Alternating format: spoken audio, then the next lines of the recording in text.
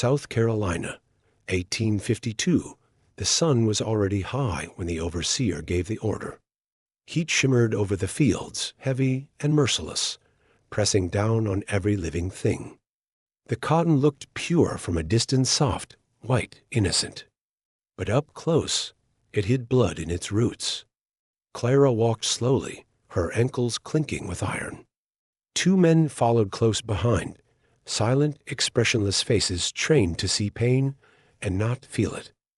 Ahead of her stood the whipping post, circled by slaves, overseers, and the invisible weight of fear. From the porch of the big house, Thomas Harlan, the master, watched without emotion. His eyes didn't burn with hatred, just habit. He saw punishment the way one might see rain, inevitable, necessary, natural. Beside him, his wife Mary clutched a handkerchief so tightly her knuckles whitened. The linen trembled between her fingers. She tried to look away, but couldn't. "She's been singing again," the overseer said, his voice flat, his jaw tight. "Singing what?" Harlan asked. "Songs 'bout rivers, sir. 'Bout going home.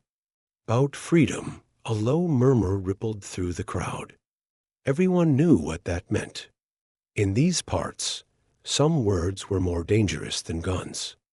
Clara didn't look down. Her face was calm, not defiant, not afraid. Just still. Sweat glistened on her dark skin. The faded cloth wrapped around her hair fluttered in the breeze, and her lips parted as if she were about to speak. The overseer cracked his whip in the air, its hiss sliced through the silence like lightning. "Say it, woman," he barked. "Say what you were singing." Clara said nothing. The man's face flushed crimson. He raised the whip again. "Say it before but before the lash struck." She made a sound. Not a word. A note. Low, deep, steady. It rose like smoke from the earth. The first strike landed, then the second, and still she sang. The air around her changed. Men froze mid-breath.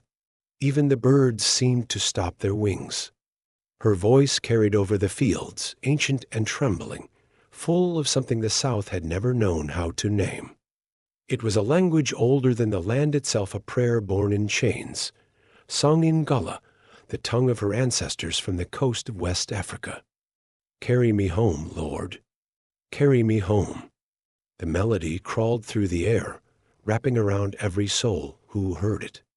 Mary Harlan covered her mouth, her heartbeat pounding in her ears. That sound, it wasn't human. It was grief turned sacred. The overseer faltered. The whip hung mid-air, trembling in his grip. Clara lifted her head toward the sun. Her body shook, her breath came ragged, but her eyes were steady, as if fixed on something beyond pain. And then she sang louder. The master stepped forward, confused. "Why does she sing?" He whispered. But no one answered, because no one knew.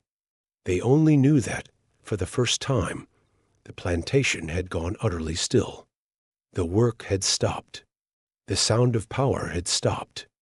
The whip fell from the overseer's hand and hit the dust. And the silence belonged to her. That morning, a woman sang while they whipped her. And the echo of her song would outlive every master, every lash, every chain, until the day a nation finally learned to listen. Long before Clara's voice ever touched the air of South Carolina, the land had learned to whisper in sorrow. By 1852, nearly 2 centuries had passed since the first enslaved Africans were brought to the English colonies.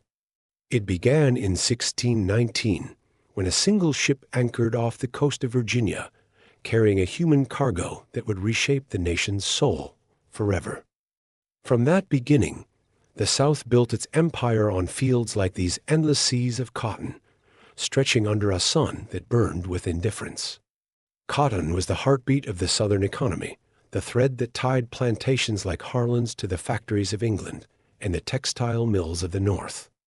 Every bolt of cloth, every elegant dress in New York or London, bore the silent touch of hands that never knew freedom. The world Clara lived in was carved from that silence. Here, a man's worth was measured by how many lives he owned. Here, a woman's body was both labor and property. And here, skin color was law. Whiter meant freer, darker meant bound. The plantation itself was a universe enclosed.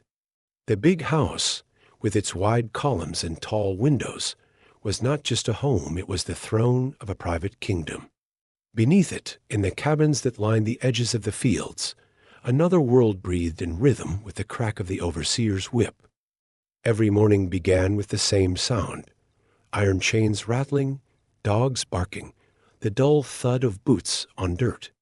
By dawn, the slaves were already in the fields, their backs bending with the weight of a harvest that would never be theirs.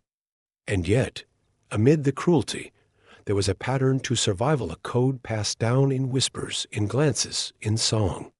The enslaved people of the South did not sing because they were happy.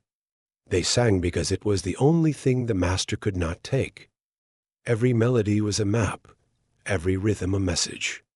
When Clara sang about the river, she was not singing about water. She was singing about freedom, about crossing from bondage into the promised land. In the Harlan plantation, music moved like breath itself. During the day, it was soft, barely audible, hidden beneath the sound of machetes cutting stalks. At night, it became prayer. Deep voices and trembling hums filled the cabins, blending grief with hope, pain with defiance. No preacher was needed, no church was built. The gatherings under the old oak tree were their sanctuaries. There they spoke to God in a language the white men did not understand, a mixture of English and West African tongues, the same rhythm that once guided the tribes of the Gold Coast. They called these meetings hush harbors because silence was their shield. The South thrived on a paradox. It claimed to be a land of honor and piety, quoting scripture while holding the whip. Men like Thomas Harlan read the Bible at breakfast and ordered lashings before noon. They prayed for salvation while profiting from chains. The hypocrisy was not hidden, it was simply accepted.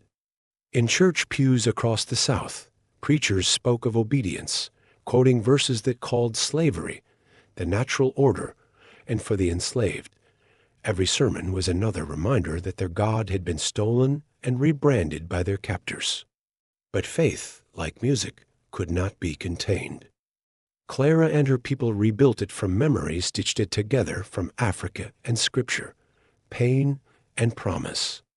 They created a new kind of belief, something raw and unbreakable, the faith that God had not abandoned them, that freedom was not a gift from the master, but a birthright from heaven. Outside the Harlan plantation, the nation itself was beginning to fracture. In the North, factories smoked with progress. The industrialists no longer needed slaves. They needed cheap labor, machines, and expansion. In the South, cotton was king, and slaves were the crown jewels. The two worlds stared at each other across a growing chasm, economic, moral, and human. Politicians debated compromise after compromise, but every argument circled back to one truth: this country could not serve two masters, profit and freedom. For Clara, none of that mattered. She had never seen a map, never heard the word abolition. Her world was the field, the song, the night sky above the cabins. And yet, somehow, her voice carried the same fire that was about to consume the entire nation. The year was 1852. The Civil War was still 9 years away, but its echo was already in the air, in the whispers of runaway slaves, in the trembling fear of masters, in the sound of a woman singing while she bled. Because before a nation could break its chains, someone had to sing through them. For 3 days after the whipping, the plantation moved in uneasy silence. The air felt different, thicker, watchful, as if the land itself remembered. The song Clara had sung still floated through the minds of those who heard it, clinging to their thoughts like smoke that refused to clear. In the quarters, the other slaves spoke her name in whispers. Some said she was a prophet. Others believed she was cursed. But everyone agreed on one thing after that day: nothing felt the same. Even the overseers moved differently, avoiding her eyes as if afraid of what they might find there. Clara's body was covered in welts, but her spirit hadn't broken. Each morning she rose before dawn, limping to the fields, humming softly to herself. The melody was never the same twice. Sometimes a lament, sometimes a prayer, always the same undercurrent of something no one could silence. From the porch, Thomas Harlan watched her. He didn't understand her, and that unsettled him. He was a man who believed in order in lines drawn by God and man alike. To him, the world was made of ranks and duties. Whites ruled, blacks obeyed, and if both played their part, the land would prosper. But Clara's singing had disturbed that balance. It had touched something he didn't recognize, a fear he couldn't name. "She doesn't stop," he said one morning, his eyes fixed on the fields. Mary, his wife, followed his gaze. "She's praying," she murmured. Harlan frowned.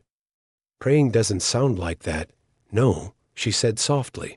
"It sounds like pain that refuses to die." Mary's words hung in the air. She turned and walked back inside, leaving her husband staring at the workers below. He would never admit it aloud, but he hadn't slept well since the whipping. At night, when the wind moved through the fields, he swore he could hear that same song carried faintly through the rows of cotton. The overseer, Samuel Reeves, didn't share the master's hesitation. To him, songs like that were poison. He'd worked plantations long enough to recognize the signs. When the singing changed, rebellion followed. And he was right to worry. By the next Sunday, the hush harbors were full. Dozens gathered under the oak tree by the river, their voices rising in rhythm with the hum Clara began. Her voice trembled at first, then grew bold, steady, leading them all in a harmony so haunting it made the night itself seem alive. "Oh, freedom! Oh, freedom! And before I'll be a slave, I'll be buried in my grave." The words were simple, but everyone who heard them knew what they meant. It wasn't about heaven, it was about now. About the choice between dying free or living owned.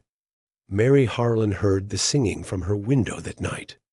The melody pulled her from her bed, and she stood there barefoot on the polished floor, her white nightdress glowing in the moonlight. She didn't understand the language, but the emotion in it, the ache, the hope pierced her like a confession. The next morning, she went to the quarters. It was something she'd never done before without escort. The women froze when they saw her approach, unsure if she'd come to punish or inspect. But Mary only stood at the doorway of Clara's cabin and said quietly, "Sing that song again." Clara looked up, surprised. "Ma'am, the one from last night." Mary said, "Please." For a moment, no one moved. Then Clara began, her voice low and rough, still healing. Mary listened, eyes glistening. When the song ended, she said nothing, only nodded and left, as if she'd witnessed something sacred. Later at supper, she told her husband, "You should have heard her sing." He set down his knife. "I don't care to hear the music of slaves, but it's not just music," she said quietly. "It's truth." Harlan's jaw tightened. "Truth? The only truth here is order. Without it, there's chaos." Mary looked at him, her voice trembling but steady. "Maybe chaos is what happens when men mistake cruelty for control." He stood up from the table, furious, and walked out. But her words followed him down the hallway like a ghost. That night, storms rolled across the lowlands. Rain lashed against the windows, thunder shaking the ground. Harlan dreamed of the fields and of Clara standing in the rain, still singing. He woke before dawn, drenched in sweat, unsure whether it was the storm or the song that haunted him more. In the morning, the overseer came with news. "The hand's been talkin', sir. That woman's fillin' their heads with rebellion." Harlan looked out over the plantation. The mist hung low, the cotton fields pale as bone. "Leave her be," he said finally. The overseer blinked. "Sir," I said, "leave her. If her voice keeps them workin', I don't care what she sings." But that wasn't the truth. He cared. Because deep down, Thomas Harlan understood that something had shifted not in the fields, but in the hearts of those who labored there. The line between fear and faith had blurred, and he could feel his control slipping like sand through his fingers. The song he tried to silence was no longer Clara's alone. It belonged to everyone, and it was spreading. Weeks passed, but the memory of that morning refused to fade. The marks on Clara's back had healed, yet the song she carried beneath her breath had taken on a life of its own. It moved through the quarters like wind through tall grass, silent at first, then everywhere. A verse hummed while hauling buckets. A rhythm tapped on washboards. A child repeating the melody while chasing fireflies. Before long, everyone knew it, though no one claimed to have learned it from her. To the masters, it was just another work tune. To the enslaved, it was a code. When they sang of crossing the river, they meant escape. When they whispered the chariot, they meant freedom. The overseers never understood, and that ignorance was their weakness. Each night, the cabins glowed faintly from hidden lamps made of clay and cottonseed oil. Inside, voices rose in layers, bass lines of old men, trembling altos of women, the high, thin threads of children. They called it the circle, a gathering with no preacher and no plan. Yet every meeting felt guided, as if an unseen conductor shaped the air itself. In the center sat Clara, still, eyes closed, her hands folded over her knees. She didn't speak much anymore. She didn't need to. Her silence was authority. When she finally began to sing, the others followed like tides pulled by the moon. Beyond the Harlan estate, the South was restless. Rumors traveled faster than riders of uprisings in Louisiana, of slaves vanishing near the Savannah River, of songs that foretold flight. Some planters blamed Northern abolitionists. Others blamed witches. Few dared imagine that the rebellion could begin in something as fragile as a melody. One evening, Mary Harlan walked out to the edge of the fields. She told herself she wanted to breathe cooler air, but what she wanted was to listen. From far off came the faint, rhythmic chant of voices. The sound wove itself through the crickets and the cicadas until it was impossible to tell where nature ended and prayer began. Mary pressed a hand to her chest. The song carried sorrow, but also strength. It made her feel small and guilty, and somehow alive all at once. Inside the big house, Thomas Harlan drank his bourbon in the study, the shutters closed against the night. The wind pushed at them, humming softly. He tried to ignore it, but every gust seemed to form that same haunting refrain. "Carry me home, Lord." He gripped the glass tighter, angry at himself for hearing what he could not unhear. The next morning, 2 wagons rolled out from the plantation, one headed toward Charleston, another toward Savannah. On each sat cotton bales wrapped in burlap, and people hidden beneath them. They followed the rhythm of the song, timing their flight to the words that spoke of a chariot coming. Clara had not left her cabin that night, yet her voice had led them.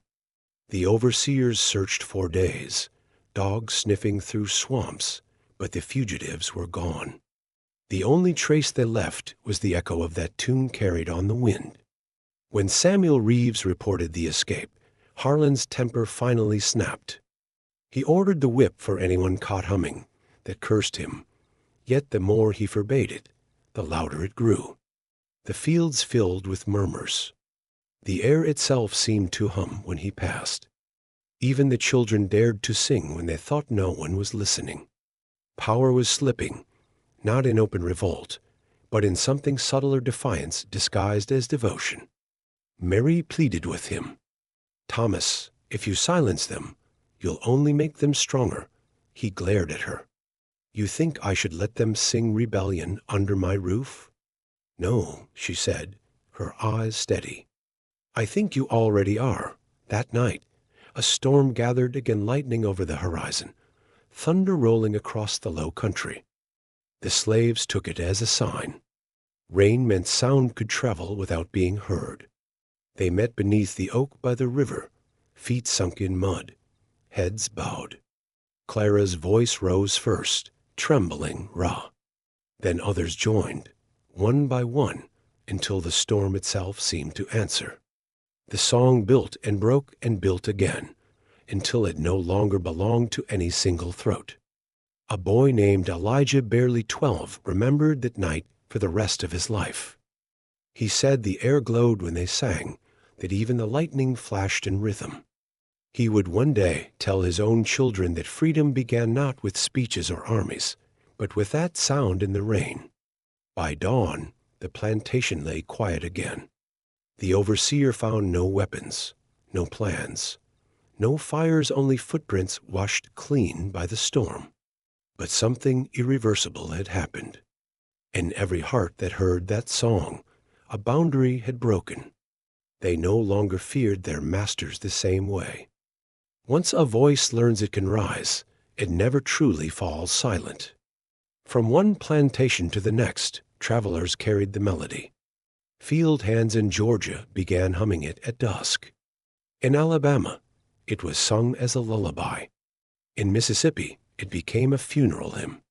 Each version changed, yet the core remained the call for deliverance hidden beneath faith.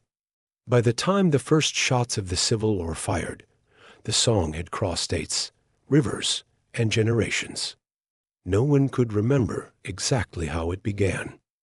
But in the Carolina lowlands, old folks whispered that once, long ago, a woman had sung while they whipped her, and the song refused to die.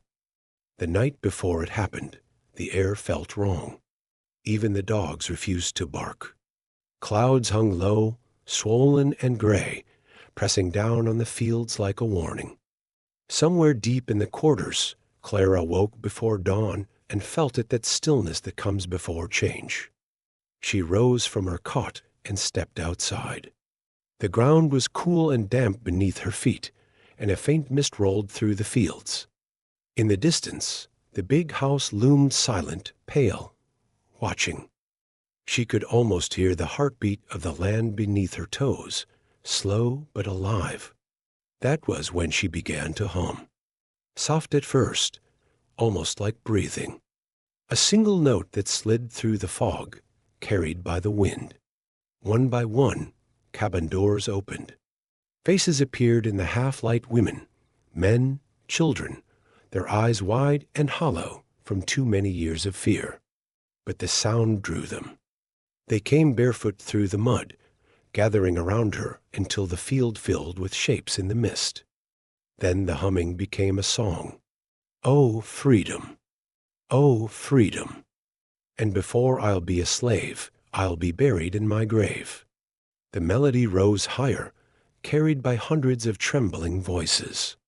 The rhythm of chains became percussion. The beat of bare feet on wet earth turned into drums. The night was gone now. Dawn painted the horizon in red and gold. From the porch of the big house, Thomas Harlan stepped out, gun in hand. The overseer ran toward the crowd, shouting, "Back to the fields, back to work." But no one moved. The singing only grew louder. The sound rolled over the plantation like thunder, unstoppable, holy. Mary appeared beside her husband, her nightgown fluttering in the wind. Her eyes were wide, her voice trembling. "Thomas." Listen, but he couldn't. His world, the order he'd built his life upon, was unraveling before him. For the first time, he realized that fear could no longer hold them. These people weren't his property anymore. They were something else, now a single, living voice. The overseer swung his whip, but the crack was swallowed by the sound of the song. He struck again, and still they sang. Some bled, some fell to their knees, but no one stopped. Clara stood at the front of the crowd, her head high, her voice leading them all. The morning sun caught the edge of her face, lighting her like a saint carved from earth. And then something in Thomas Harlan broke. He lowered the gun. His hands shook. The sound, it wasn't rebellion anymore. It was faith. It was grief. It was every soul he'd crushed, rising to meet him. Tears burned his eyes, though he didn't know why. Behind him, Mary was weeping openly now, whispering through her tears, "That song will outlive us all," and she was right. The singing spread beyond the fields, echoing across the bayou, carried by wind through miles of cotton and pine. Other plantations heard it and answered with their own voices. The sound of chains and hymns of pain and power rose into the sky until it seemed the very South itself had stopped to listen. That morning, Clara did not free a single person with her hands, but with her voice she freed them all. Years bled into one another, and the land changed. The cotton fields that once glowed white under the Carolina sun turned gray with ashes of war. Smoke drifted where the big house had stood. The flag that once flew above it was gone, torn down by men in blue coats marching north again. The war was over, they said. Freedom had come. But freedom arrived like winter cold, uncertain and hungry. When the Union troops reached the Harlan plantation in 1865, they found it deserted. The overseer had fled. Thomas Harlan was dead, a fever taking him before the surrender. Mary Harlan sat alone on the porch, her hands folded around an old Bible, listening to the sound of distant singing. They say Clara had already gone by then no one knew where. Some whispered she'd escaped years earlier through the marshes. Others swore she was still nearby, living among the freed, teaching them songs that carried maps and prayers. What no one could deny was this: wherever the Union soldiers marched, they heard her melody. Campfires in Virginia, hospitals in Georgia, river crossings in Mississippi, the same tune surfaced, always in a different mouth, always with the same refrain. And before I'll be a slave, I'll be buried in my grave. It became a hymn for the newly freed, a memory turned into armor. When the Emancipation Proclamation was read aloud, some said the people shouted, others said they sang. And some old voices claimed that somewhere, beneath all that noise of marching and bells, they heard her voice again, soft, steady, guiding them home. Mary Harlan lived long enough to see the world shift. The house was rebuilt smaller, humbler. She kept one of the old hymn books on her nightstand. On its last page, written in careful handwriting, were the words, "She sang while they whipped her, and the song never died after the war." That phrase began to travel. Ministers used it in sermons about endurance. Abolitionists quoted it in speeches about faith. Later still, during marches and protests generations away, the same melody would rise again, slower, deeper, heavier now, but still the same song. Because songs, once born in pain, have a way of surviving the centuries. They hide in the rhythm of footsteps, in the breath before a prayer, in the heartbeat of a people who refuse to forget. If you walk today through the Carolina lowlands, the fields are gone, replaced by pine and wild grass. But when the wind moves just right, some swear they hear a woman humming low, strong, unbroken. The melody drifts across the swamps, wraps around the trees, and fades into the horizon. Maybe it's the sound of memory. Maybe it's proof that freedom, once sung, can never be silenced. She sang while they whipped her, and the song never died isn't just a story. It's a reminder that even in the darkest corners of history, voices rose when everything else fell. Voices that built the music of a nation. If this story moved you, share it not as a tale of sorrow, but of survival. Because every time her song is told, freedom sings again.